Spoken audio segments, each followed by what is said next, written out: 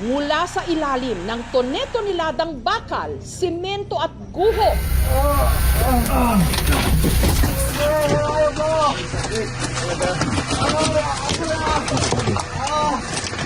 Relax lang, kuya, relax lang.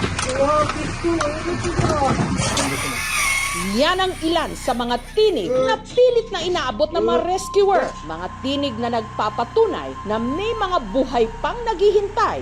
Kuya, tubig po. Opo, wait lang po. Abot mo na po sa akin, kuya.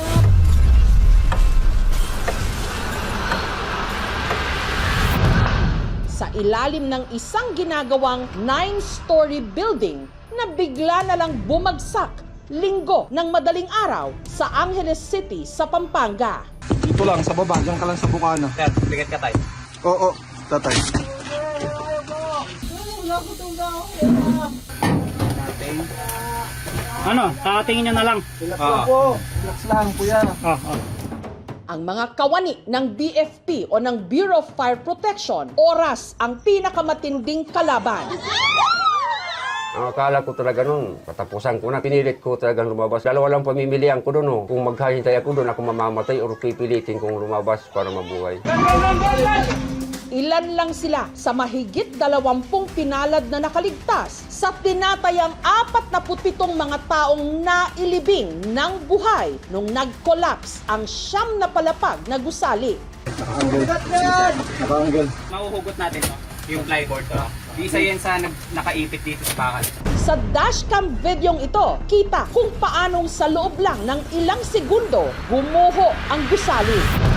Merong yumanig na akala namin is lindol. Marinig mo yung lupa na dumadagundong talaga siya. Kahit may flashlight ka, wala kang makikita. Puro alikabok. Tapos meron lang akong narinig ng humingi ng tulong. Relax lang, kuya, relax lang. Habang naguhukay ng mga buhay sa ilalim ng guho sa ibabaw, anong katotohanan ang unti-unti ring nailalantad?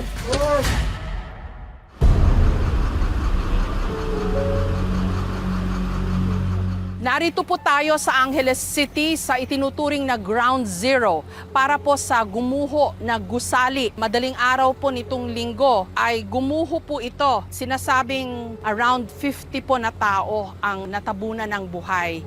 Medyo nakapanlulumo pong makita yung kalagayan po ng pagguho dahil sabi ho mismo ng mga taga Bureau of Fire Protection sa isang iglap nayupi pong ganyan at ang pinaka nadaganan yung ground floor kung saan nga ho naroon yung maraming mga trabahador. Ang tanging maaasahan na lang daw po himala o milagro na meron pang makukuhang buhay mula ho sa pagguho. Ang sinawimpalad na construction, isa raw sanang hotel. So ito po yung itsura nung itinatayong hotel sana dito po sa Angeles City. Ayan na po siya ngayon, no? Ika-4 na araw na ito ng kanilang search and rescue operations. Pilit kumakapit sa himala na meron pang maililigtas. Tama ho ba? 47 yung natabunan. More or less 47. Out of that, 47, mayroon na po tayong mga kinonsidered as rescued, whether yung nadala po sa hospital, nakauwi sa mga bahay, nag-report ng sarili na safe sila, ay lumabot po ng 27. Of the 20, ilan ho ang na-retrieve na? Approximately, ang nahanap pa po natin is roughly 16 more or less. May identities na ho kayo. Nagbe-base po kami doon sa sinapit ng nagpakilalang site engineer ng proyektong ito. In-emphasize yung more or less sa mga missing because merong mga accounts coming from the witnesses at mga family members na kasama daw yung kanilang kadibin partners o family na naroroon sa site. Kaya po yung bilang, hindi po talaga natin pwedeng i-consider na naka-fix siya. Pwedeng mas marami or mas maganda o mas kumonte. Pinilang po namin kung ilang segundo ng pagdugo. Wala siyang 11 seconds. Gumiho talaga siya 11 seconds, bumagsak na talaga. Ganon siya kabilis. Yung kahit po tayo sabihin nating gising, hindi tayo react agad-agad. Tragic pala talaga na. Nitong Lunes, ikalawang araw ng search and rescue operations, isang aso ang ligtas na naiahon sa guho. Pero tila numinipis na ang tsansang may buhay na tao pang maisasalba. 4 na labi ang na-recover ng mga otoridad. 2 sa mga ito, mga trabahador. Ang isa, hindi pa nakikilala. Habang ang isa pa, isang Malaysian national na naka-check-in sa katabing apartel na nayanig at nasira rin. Ang nangyari daw ho, gumuho yung ginagawang building tapos naapektuhan pati yung katabi. Yes po. Yung pagguho po kasi ng building, papunta po siya sa kalsada, Pasay Rings. So ang tinamaan po, yung halos pa slant na portion na yung building na yun, nandun yung Malaysian National, doon siya nag-stay. Isa sa mga pinalad ding nakaligtas ang construction worker mula sa Camarines Sur na si Brian. Nakauwi na ng Bicol si Brian. Doon na muna raw siya magpapahinga at magpapalipas ng pinagdaanan niyang bangungot o trauma. Kwento niya, mahigit 1 buwan pa lang daw siyang nagtatrabaho bilang scaffolder sa construction site. Ang building ho nakatayo na, mataas na. Ang naging trabaho namin yung maglagay ho talaga ng tubo o scaffolding sa labas. Mahimbing daw siyang natutulog sa kanilang barak sa ground floor nung naramdaman niyang nagigiba ang itinatayo nilang building. Nagising ako na may bumagsak na isang batong malaki na tumagos doon sa bubong. Nadaganan ako, nakahiga ako noon sa duyan kong ginawa. Bumagsak yun din na nakabalot sa akin. Umahanap ako ng bato na matulis para ipunit doon sa duyan na ginawa ko kasi hindi ko makalabas. Ang akala ko talaga noon, nagiba dahil sa lindol. Kaya nga ako pagpilit na pumiglas lumabas kasi tinatakot ko kung aftershock gumuho uli. Talagang may ipit o mamamatay na ako. Dahan-dahan akong pumit kahit masakit. Kung mga ilang minuto na may nagsisigaw na. May flashlight na ako nakikita sa may bandang paanan ko. Nakita ko na may butas, nakakasya ako. Yun na ho, yun ang umikot ako para makatanggal doon sa pagkakaipit. Pinilit ko talagang lumabas. 2 lang pamimilian ko doon. Kung maghahintay ako doon, ako mamamatay o pipilitin kong lumabas para mabuhay. May signs of life pa po ba sa ilalim? Sa ngayon po, based doon sa ating paggamit ng ating mga life detectors, wala na po talaga. Ang naaalala ko ho yung earthquake sa Baguio. After po na gumuho nung Hyatt Terraces ho, 11 to 14 days may mga buhay pa na nakuha. Dito, malabo na. Ang kagandahan po kasi no sa Baguio is that meron sila kasing mga void spaces na nakapag-keep them alive. Dito po kasi is pancake po kasi yung Parang walang space in between. yun nga po, as part of the responder, we are looking forward na mayroong miracle at meron pa tayo talagang makikita sa akin. That's why yung ating kinakandak na hearing ay doble-doble ingat kasi nga po, baka po meron pa na hindi lang natin agad na-detect. Nung mga first and second day po, once na humila ka ng isang bakal chart, dahil po scaffolding siya, may mga connection siya, kabit siya. Isang hila mo, drag lahat. Yung katawan ng victims na buhay, madadrag din natin. So yung pag-preserve sa kanila or to save sa kanila, hindi natin mamimit ng super adrenaline na hinihingi nila sa atin. So, very delicate ho pala. Actually po, Jessica, yung ating mga scaffolding na yan, before niyan mahiwa-hiwalay, yung ating mga rescuers isinakay po sa crane. Ibinitin sila just to reach the top para po manually i-cut yung mga connections para makapagbawas po tayo. Ito yung parang pinaka-command post para sa rescue operations dito sa Gumuhong Gusali. Ito kami nagbe-base ng mga Status status update. Lagi pong na-update yan. Overwhelming po yung mga number ng responders natin. Talaga po. Diyan mo makikita yung kung gaano kabuti yung loob ng marami nating mga kababayan. Ang dami daw hong nag-volunteer, oh. 869 just for today. Mga nagkakawang gawa para tumulong sa pag-rescue. There's never a shortage of goodwill and good hearts, ano, tuwing may ganitong pangyayari. Samantala, sa kalagitnaan ng operasyon, 6:00 ng gabi nitong Miyerkules, isa pang labi ang nakita dahil nadaganan siya ng malalaking semento, pahirapan kung paano siya makukuha. Iangat ko, sir, para masilip siya. Kaya gumamit na ng mga aparato o equipment ang mga rescuer. Yan, ikakatmayan sana dito. kaya pang ikat yan. Alas 7 na ng umaga, kinabukasan, Huwebes, nung nakuha ang labi. Asan ba tayo, Colonel? Dito tayo. Ayun po tayo, Dito that's tayo. Makikita nyo nga ng ating operation work site. So, ang ginawa po natin yan pagdating sa rescue operation, nahati po siya sa 4 na quadrant. So talagang sa ground floor yung marami Kami namatay. work sa Ibubo, kinukuha namin sa Gabriel. I like extricate from the Lalim. ang hirap nga akong gawin yan. Then ito po yung Alka-5th, dito rin natin siya nakuha. Inabot tayo ng 13 hours. Para po dun sa isang katawan kanina. Kasi inaalalayan din po natin na baka sa ilalim ng rubble, pag kinuhagan na siya ng backhoe, meron po tayong maputol na limbs or body parts. So ingat na ingat po tayo dyan. Nang araw na yon, 15 pang mga biktima ang pinaghahanap. Ang mga kamag-anak ng ilan sa kanila sumadya pa ng Pampanga para dito matyagang maghintay. Isa sa kanila, si Lorena, kasama raw sa natabunan ang kanyang kapatid na si Joey, pati na ang misis nitong si Elsa. Vendors lang po sila, ma'am, hindi po sila construction worker. Nandun sila sa Na po, nasa labas lang po. Nay, ito po yung building. Asan po yung pwesto nung kapatid nyo? Nandito po sa kubo. Ito po. Opo, yung po may Yun, payong na yan. Opo, Ay, yan ito ho po. yung ano nila. Opo, yan po yung tindahan Yung tindahan nila. Opo. Anong binibenta ho nila? Nagbibenta po sila ng kape, noodles, tinapay. Nung gumuho, hindi ho sila nakaalis Hindi po doon? sila nakaalis na.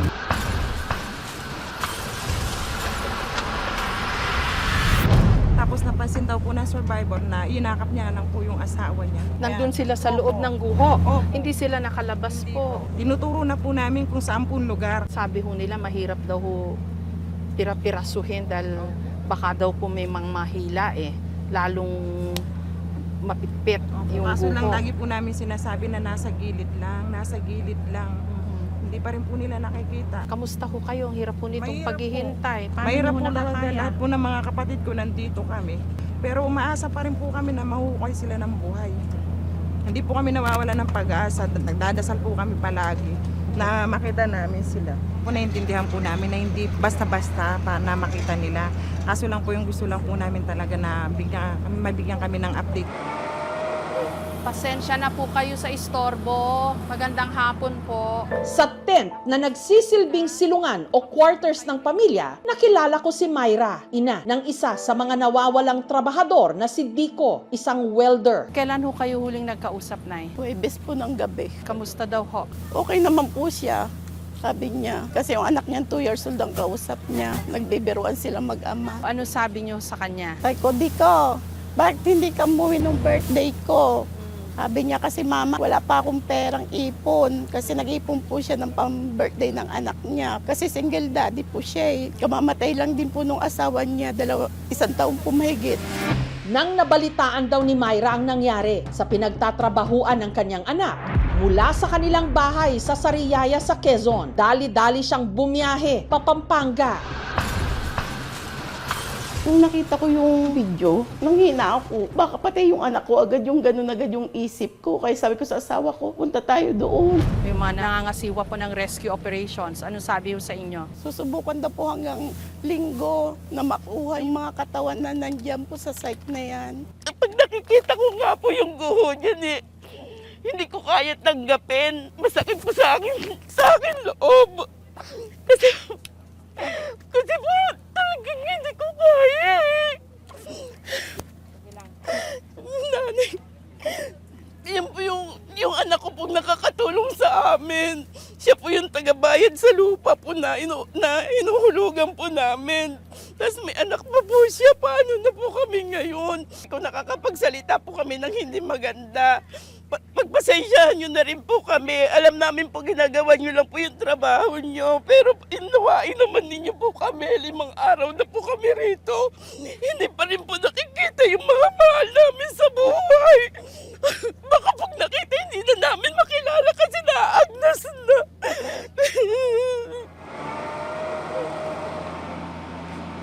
Kamusta naman yung mga pamilya ko dito? Lahat po ng provision na pwede namin ibigay pang pagkain. Nabigyan din po sila ng financial assistance from the LGU at saka sa DSWD. Everyday po kinakausap po ng mga social workers natin para po kahit pa paano may send. Tsaka yung information, tinatry po namin sila i-update from time to time. Kamusta po kayo, Nay? Hindi po. Mas gusto ko talaga makikita yung asawa ko eh. Sana okay ho, buhay ano ho. Sana nga po talaga buhay.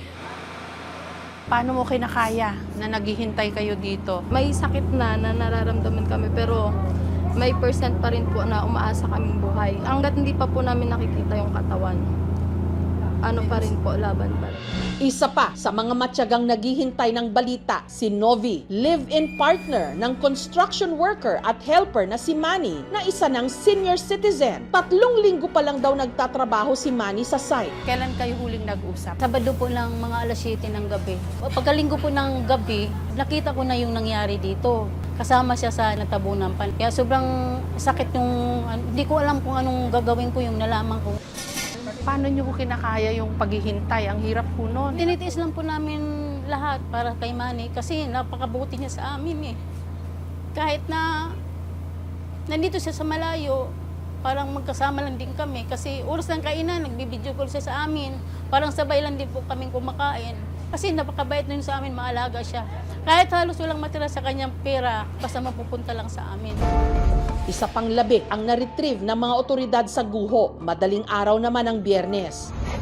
Ama ito ng isa pang construction worker na namatay din. 6 ng katawan ang na-retrieve ng mga rescuer. Itinurn over ang mga ito sa City Health Office.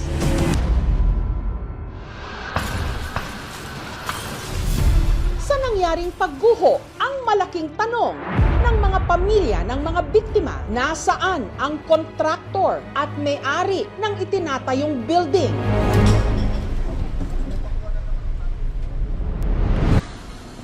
Taong 2023, nabigyan ng permit ang kontraktor, ang Golden Years Construction and Steelworks Corporation. 2024, sinimulan ang construction. Pero nito lang nakaraang taon, sinuspindi ito ng Department of Labor and Employment sa Region 3. Nakitaan daw kasi ito ng mga paglabag sa occupational safety at health standards para sa mga trabahador. Walang mga safety belts, walang safety signages, walang tamang barracks, walang safety officer. Doon mismo sa construction site natutulog yung iba. Bawal yon. Di umano, hindi nga rehistrado rin sa PICAB. So pinatigil sila. Pero na-lift o pinawalang bisa agad ang suspension makalipas lang ang 1 buwan. Di umano ay nag-comply daw. Nagbayad na ng fines ang Golden Years Construction ng 100,000. October 2025, pinatuloy na uli yung construction ng gusali. Nitong Miyerkules, nag-issue na ng show cause order para sa Golden Years Construction and Steelworks Corporation. Ano hong impression ninyo na posibleng cause ho nito? Sa ngayon po, wala pa po talaga kaming pwedeng i-provide sa mga dahilan dahil ang priority po namin ngayon ay rescue operations. Based dun sa mga lumabas, the building experience possible na lateral shift or gradual tilting. Nagkaroon ng diagonal collapse, most likely dahil sa soil. Makita natin na parang maliit nga yung mga poste. Possible nagkaroon ng tinatawag namin na soft story failure. Yung building, possible to mag-collapse kasi nga hindi enough yung ilalim to support yung upper floors natin. It's too early to conclude 100% kung sino talaga yung may mali unless we have the detailed tracker investigation.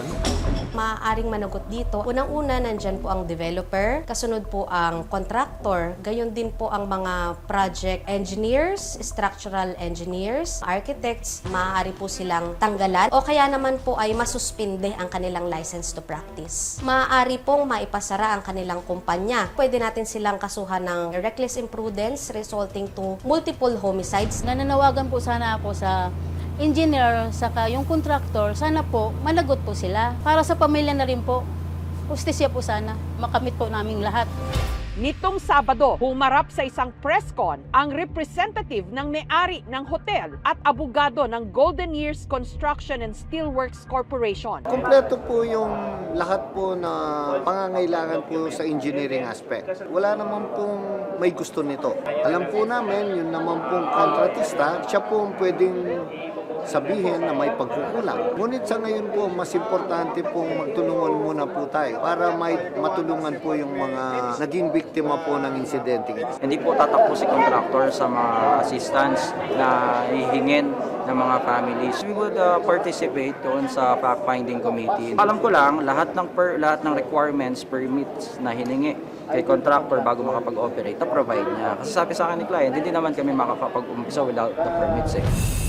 Gaano pa ho kaya katagal ito, ma'am? Magdedepende po kasi yan, ma'am, sa kuha natin ng mga kadawan ng lidon. So, we could not say na after 1 week tapos na to, after 2 weeks tapos na to, but we respond on what will come case to case. Ano pong payo nyo sa mga naghihintay pa rin pong mga pamilya nung missing? Kasama po namin sila sa paghihintay at hopefully yung pong wish namin sana kahit miracle, no, may maisalba tayo, masayang-masaya na po tayo.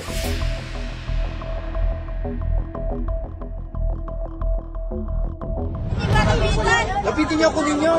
Ang problema na nangyari, di basta mawawala sa isip ko kasi taga kami doon, ma'am, para maghanap buhay, magtrabaho, tapos ngayon biglang ganito. Nagpapasalamat ako sa Diyos, nakaligtas ako, pero po, lagi pong pumapasok sa isipan o alaala ko yung mga kasamahan kong masaya kami dati katrabaho doon, tapos isang iglap, wala na.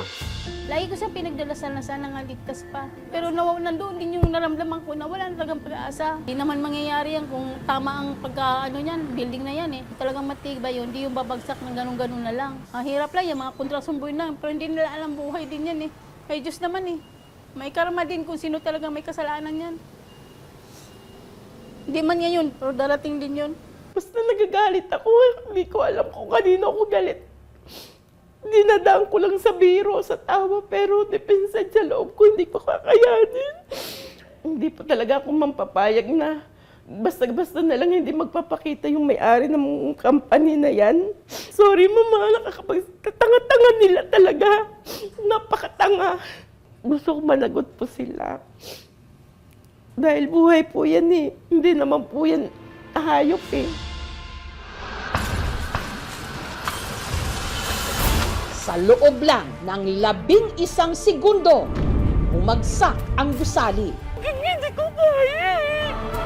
Ngunit para sa mga pamilyang naiwan, nagsisimula pa lang ang mas mahabang panahon na kanilang gugugulin sa paghahanap ng katarungan.